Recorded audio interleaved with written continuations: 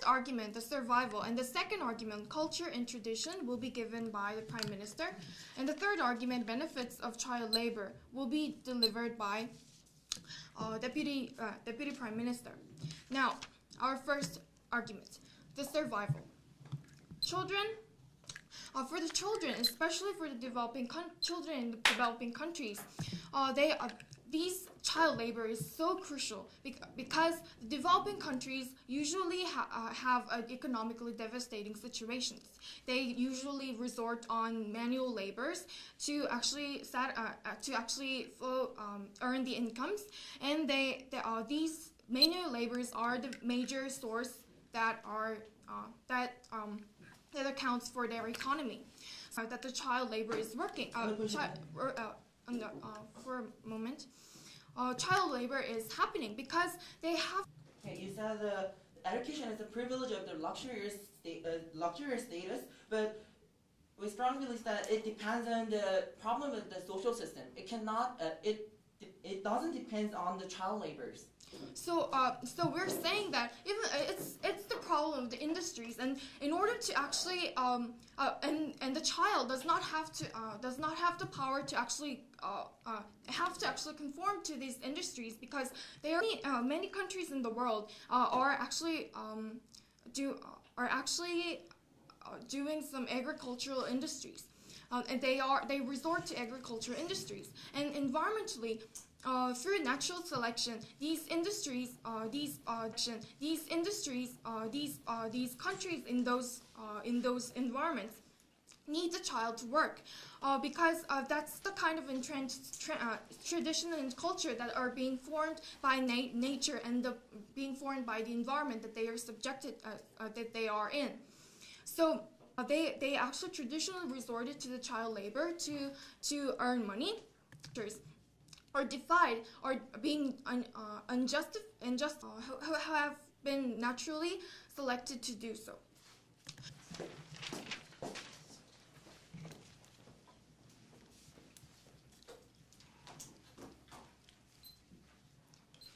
Okay, good greeting, ladies and gentlemen, and all the audience. The motion that this House believes that child labor is justified, we strongly oppose this motion. Okay, and very detrimental to many peoples, and although there has many child laborers in the very poor countries, but many peoples are debating about the morality about the child labor. And let's go into our team's stance and arguments. Sir? Yes, ma'am. So are you saying that morality is more important in life of children, survival of children? Yes. Yes, of course, child labor is related to the survivor, but child labor can cause more big problem in the case of the children's survivor. So about the problem, I will children's health. Okay, the early age of the industrial revolution, it can cause many health problem about the children. First, they didn't grow well because of the and this point.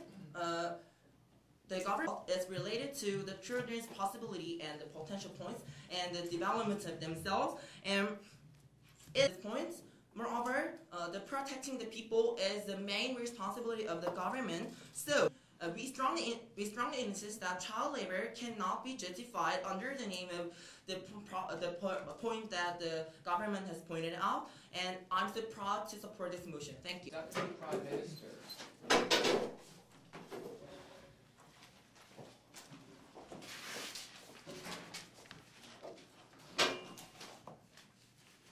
I am going to give about 4 rebuttals of their speech. Then I would like to give our constructive speech, which is about the benefits of child labor.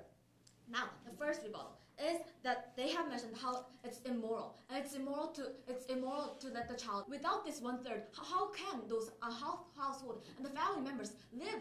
We believe that we're letting the child work, and therefore we believe that it's not immoral. It's rather die. Children will suffer because they can't live and because they don't have food.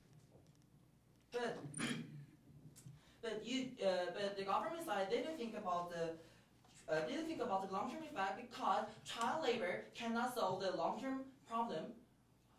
Please prove that the child labor can be solved the long-term. When children have impending problems, impending threats that every day they threat them that they can't survive tomorrow. Why would children worry about long-term problems when they don't know if they can survive? Because also they're willing to work. Now, in front of them, for example, if a child is willing to go to a university, and that is why he is willing to work. And thirdly, money. Now, we all know that it's hard to earn money. However, children, especially in developed countries, they might know the value of money because their parents simply give it, helps them to become a good adult. Because it actually is beneficial for them, and because it actually learns the great value of money, and because it gives a notion that money that they are actually doing for themselves, they learn to be independent. They don't rely on children. They don't rely on parents anymore because they will make their own money, and because they will stand as an individual in the society, because they will have to seek for their jobs independently and individually, and this is a way to learn independent. How can children learn to be independent when they're only under the parents' shed? We believe that children, when they're working for themselves and when they're seeking for a job for themselves, it's a way to be. Ladies and gentlemen, and our honorable educator. First, as the deputy leader of the opposition side, I would like to have some contradictions and rebuttals toward the previous speeches. What the Prime Minister. Have the willingness to choose education over their life when they have the burden to actually serve their family and themselves. As the deputy leader of the opposition side, I'm not considering willingness or whatsoever. I'm talking about that the government, first and foremost, has the duty to human life is the first and foremost most important thing in our world. However, and working places which cannot bring the answer for these countries. Yes, sir. Yes, ma'am. Isn't it violating the children's freedom of choice when they're actually not justifying their labor? We are not justifying these kids' labor. However, we are proposing that we have to bring ultimate answers, which is education for these.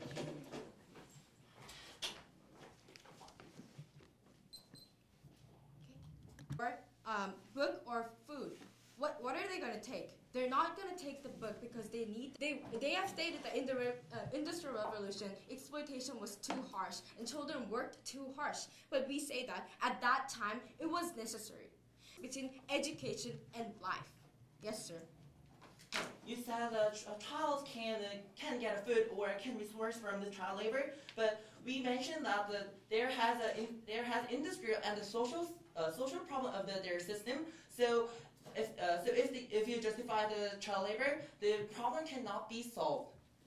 Okay, so you're blaming on the companies and their governments who are not fulfilling the children's needs. So I'm saying that is why child labor has to be justified, not blaming on those children who want to work and who want to work for their survival. You gave the examples for after the Korean War.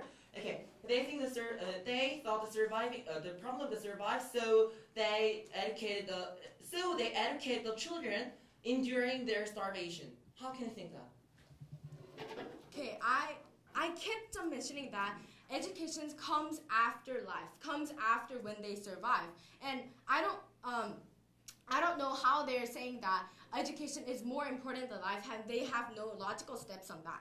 On my third classes, which most. Okay, you gave the examples for after the Korean War. Okay, they thought the problem of the survive, so they educated the children enduring their starvation. How can you think that? Okay, I kept on mentioning that education comes after life, comes after when they survive, and I don't know how they're saying that education is more important than life, and they have no logical steps on that. On my third classes. For the adults and with not the child labor, they can live.